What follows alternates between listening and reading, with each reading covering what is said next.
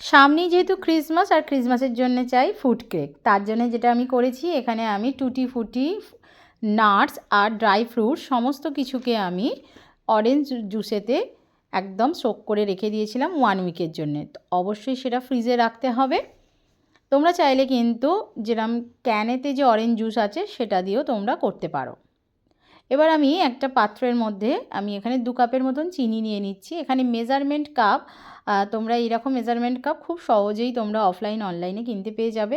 সবসময় কেক তৈরির সময় মেজারমেন্ট কাপকে ইউজ করলে কেকটা কিন্তু বেশি ভালো হয়, মানে কেক একদম পারফেক্ট তৈরি হয়। এবার আমি ছোটো কাপের 1 কাপ সাদা তেল দিয়ে নিচ্ছি, তার সঙ্গে দিয়ে নেব ছোটো কাপের 1 কাপ বাটার। এই ফ্রুট কেক বা এই যে রিচ প্লাম কেকগুলো হয়, এটা কিন্তু বাটার দিয়ে করলে এর টেস্টটা কিন্তু সবচেয়ে ভালো হয়।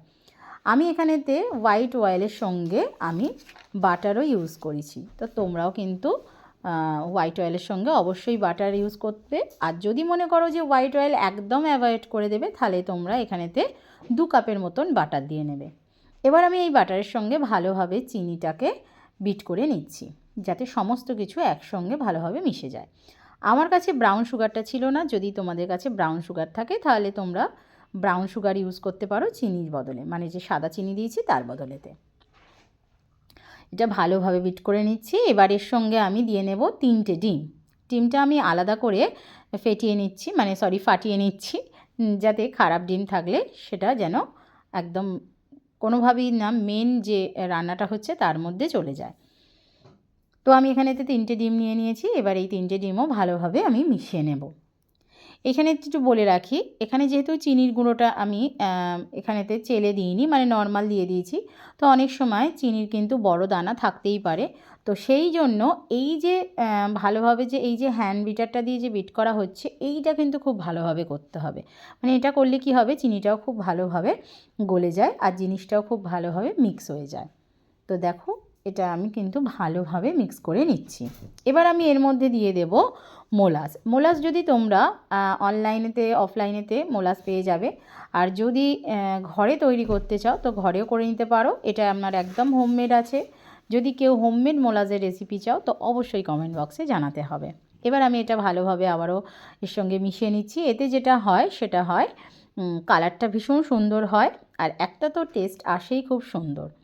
তো এটা ভালোভাবে আমি এর সঙ্গে মিশিয়ে নিচ্ছি।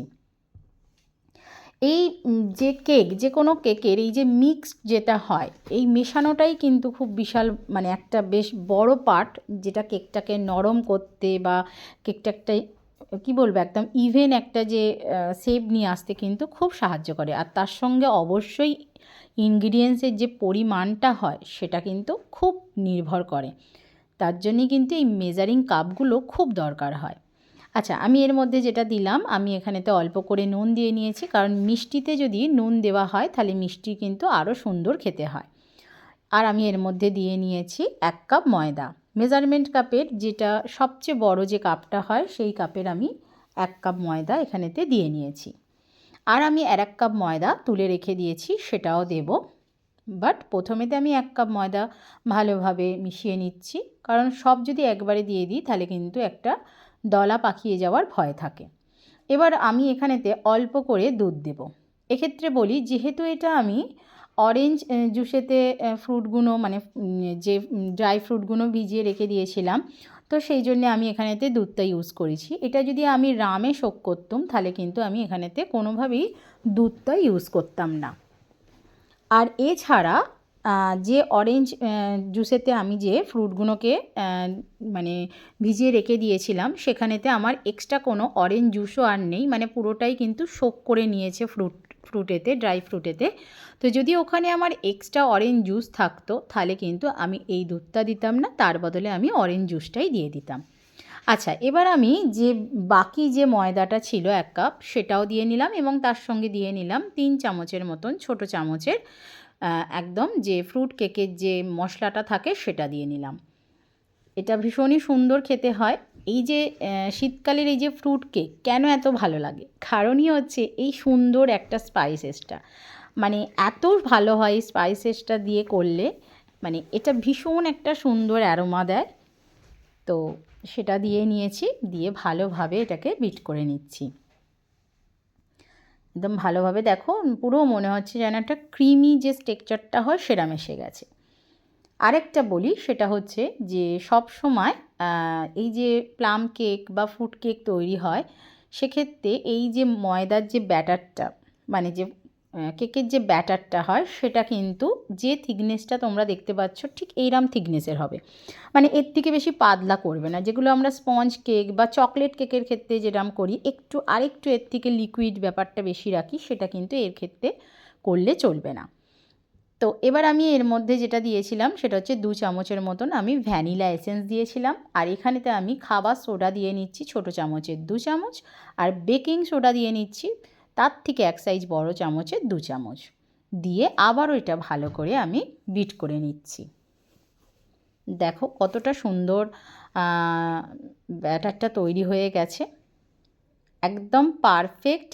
এই ধরনেরই কিন্তু ব্যাটারের থিকনেসটা রাখতে হবে। এবার আমি এর মধ্যে যে ড্রাই ফ্রুট বা যেটা আছে সোক করেছিলাম সেটা পুরোটাই দিয়ে নিলাম। দেখেই নিয়েছো পুরো একদম অরেঞ্জ জুসটা পুরোটাই এটা সোক করে নিয়েছে। তো একদম সুন্দরভাবে দিয়ে নিচ্ছি এতে, মানে এটা হচ্ছে পুরোটাই হচ্ছে না, মানে কি বলো, ফ্রুট মানে ড্রাই ফ্রুট এই রকমের ওপরেই পুরো কেকটা, মানে যত বেশি দেবে তত কিন্তু এর টেস্টটা ভালো হয়। তো আমি এটা ভালোভাবে মিশিয়ে নিলাম। এক্ষেত্রে তোমরা এরম স্প্যাচুলার সাহায্যেই করবে, আর তোমরা কিন্তু এর মধ্যে কোনো রকম বিটার বা কিছু দেবে না। এটা একদম রেডি হয়ে গেছে। এবার আমি এগুলোকে একদম মোল্ডের মধ্যে দিয়ে দেব। চলো আমি এখানেতে ফয়েল নিয়ে নিয়েছি। আমি এখানেতে 6টা ফয়েল নিয়েছি, দেখা যাক কতগুলোতে হয়। এইভাবে আমি দিতে থাকছি প্রত্যেকটা ফয়েলেতে সুন্দর করে। আচ্ছা, এক্ষেত্রে একটু বলি, যখনই তোমরা ফয়েলেতে বা মোল্ডে কেকের ব্যাটার দেবে, সব সময় এটা খেয়াল রাখবে যে অর্ধেক ভরতে, মানে ফয়েলের অর্ধেকটা যেন ব্যাটারটা ভরা থাকে বা মোল্ডের অর্ধেকটা যেন ভরা হয়, কারণ আর অর্ধেক স্পেসটাকে রেখে দিতে হবে। কেকটা যখন বেক হবে তখন তো সেটা স্পঞ্জি হবে, ফুলবে, তো সেই জায়গাটা যেন তার থাকে, সেরমভাবেই কিন্তু ব্যাটারটা দিতে হবে। মানে অনেক কেউ কী করে, মানে আরও জায়গা আছে পুরোটা দিয়ে নিই, মানে আমিও এক টাইমে সত্যি কথা এরকম অনেক ভুল করেছি, ভুল থেকেই আমরা শিখি। তো সেটা একটুখানি তোমরা যারাই করবে, তো এইগুলো ছোটো ছোটো ট্রিকগুলো একটুখানি শুনে নেবে। তো শুনে সেইরকমভাবে করবে, দেখবে তোমাদেরও কিন্তু পারফেক্ট হবে। কারণ একদম ভর্তি ভর্তি করে দিলে কি হয়, একদম আপে চলে গেলে কেকটা কিন্তু খুব এক সাইড হয় না, এক সাইড বেঁকে যায়, মানে ঠিকঠাকভাবে হতে পারে না। তো এবার আমি যেটা করছি, এর মধ্যে ওপর থেকে আমি টুটি ফুটি, কাজু, আখরোট, আলমন্ড, ব্ল্যাক কি বলবো রিজিয়ান, তারপরেতে চেরি, সমস্ত কিছু দিয়ে আমি এখানেতে সাজিয়ে নিচ্ছি। এই সাজানোটা পুরোটাই তোমাদের উপরে ডিপেন্ড হয়, মানে তোমরা যদি চাও টুটি ফুটি দেবে না, শুধু কাজু দিয়ে করতে পারো, শুধু আলমন্ড দিয়ে করতে পারো, এটা সম্পূর্ণ তোমাদের উপরে ডিপেন্ড হবে। তো আমি এইভাবে সাজিয়ে নিচ্ছি। এবারেতে এইটা সাজাতে সাজাতে আমি যেটা করেছি, আমি মাইক্রোওভেনটাকে প্রিহিট করে রেখে দিয়েছি। মাইক্রোওভেন আমি 160 ডিগ্রি সেলসিয়াসেতে তোমাদের 10 মিনিটের জন্যে প্রিহিট করে নিয়েছিলাম। এবার আমি কেকগুলো আস্তে আস্তে দিতে দিতে থাকবো। এবার আমি এখানেতে 2টো কেক দিয়ে নিয়েছি, দিয়ে 170 ডিগ্রি সেলসিয়াসেতে 45 মিনিটের জন্য আমি এটা বেকিংয়েতে দিয়ে দেব। আমি কনভেকশন মোডেতে এটা করেছি। দেখো এখানে কেক আমার বেক হয়ে চলে এসেছে। এবার আমি যেটা করব, যদি এটা রাম কেক থাকতো তাহলে ওপর থেকে আমি কিছুটা রাম এইভাবে লাগিয়ে নিতাম, বাট এটা যেহেতু নর্মাল ফ্রুট কেক হয়েছে, তো আমি এখানে বাটারটা লাগিয়ে নিচ্ছি। এটা বাটারটা দিলে কিন্তু দারুণ টেস্ট আসে। তবে তোমরা রাম কেকের ওপরে তো বাটার দিতে পারো, আমি বাটারও দিই, রামও দিই, দুটোই দিই রাম কেকেতে। বাট যদি নর্মাল কেক করি তো শুধুমাত্র আমি বাটারটাই ইউজ করি। এবার এই অবস্থায় করে এই রকম একটা পরিষ্কার কাপড় দিয়ে ঢাকনা দিয়ে রেখে দিতে হবে বেশ কিছু ঘন্টা। তাতে কি হয়, কেকটা খুব নরম থাকে, শক্ত হয়ে যায় না।